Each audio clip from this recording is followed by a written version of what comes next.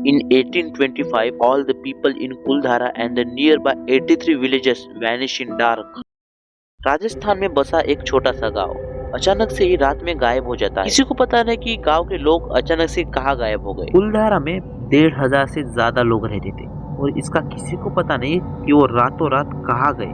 कुलधारा आज भी वीरान पड़ा हुआ है। कुलधारा लोगों के नजर में आया तब वहाँ की सरकार ने इन्वेस्टिगेशन चालू कर दी और कुछ ऐसी बातें सामने आई जिस पर किसी का आज तक ध्यान नहीं गया। मतलब कुलधारा में जो लोग वहाँ पे रहते थे वो इसलिए चले गए क्योंकि वहाँ पर पानी की समस्या थी और वहाँ पर अर्थक्वेक आते थे। ये बात कुछ अजीब सी लगती है। मतलब आप खुद ही सोच के देखिए, ये जो रीजन है इस पर कोई ध्यान भी नहीं देता और ये कुछ सच भी नहीं लगता। अचानक से 1500 लोग गायब हो जाते और रीजन ये बताया जाता है कि पानी की समस्या, जबकि वहाँ पर खेती बाड़ी होती। अगर ये बात सच भी है तो कोई ऐसा व्यक्ति मिल ही जाता जो इसके बारे में खुलकर बताता, पर ऐसा अभी तो कोई भी नहीं मिला और नियर बाय 83 विलेजेस अचानक से वो भी गायब हो गए।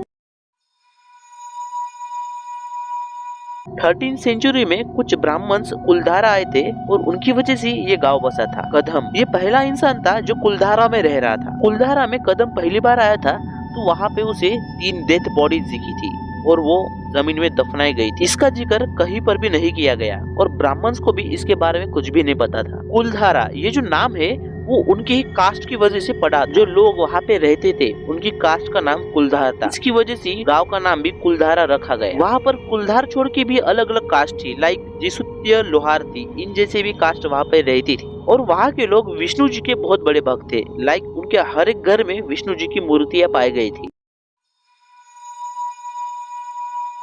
अर्ली 19th सेंचुरी में कहा जाता है कि सबसे खतरनाक जो आदमी वहाँ पे था वो सलीम सिंह था। वो जयसलम डिस्ट्रिक्ट का राजा था। कह सकते कि वो बहुत ही एक बुरा राजा था। कहा जाता है कि सलीम सिंह की एक लड़की पर बुरी नजर थी और वो जो लड़की थी वो कुलधारा से बिलोंग करती थी और उस राजा ने उस लड़की से जबरदस्ती शादी करने की कोशिश की। यही एक कारण था जो पूरे गाँव वाले कुलधारा को छोड़ के अचानक से चले गए और जाते जाते वहाँ पर एक भयानक श्राप भी देते चले गए कि वहाँ पर कोई भी रह नहीं सकता। और कहीं ना कहीं ये बात अभी तक सच भी हो रही है क्योंकि वहाँ पे कोई भी अभी तक रह नहीं पाया है। अगर हम पूरी चीजों को ध्यान से समझे कि क्यों कुलधारा एक घोस्ट विलेज बना या फिर वो पहले से एक घोस्ट विलेज था। कुलधारा में जो सबसे पहले गौर करने वाली बात है कि वो 3 डेथ बॉडीज किसकी थी और वो कहाँ से आई और कदम ने इसके बारे में किसी को क्यों नहीं बताया और सलीम सिंह ने एक छोटे से गाँव की लड़की से शादी करने की कोशिश क्यों की जबकि वो एक राजा था। और कुलधारा के लोग कहाँ गायब हो गए, क्या वो हमारे साथ अभी भी है? ऐसी बहुत सी बातें हैं जो कुलधार के बारे में हमें कुछ भी नहीं पता और ऐसी भी बातें हैं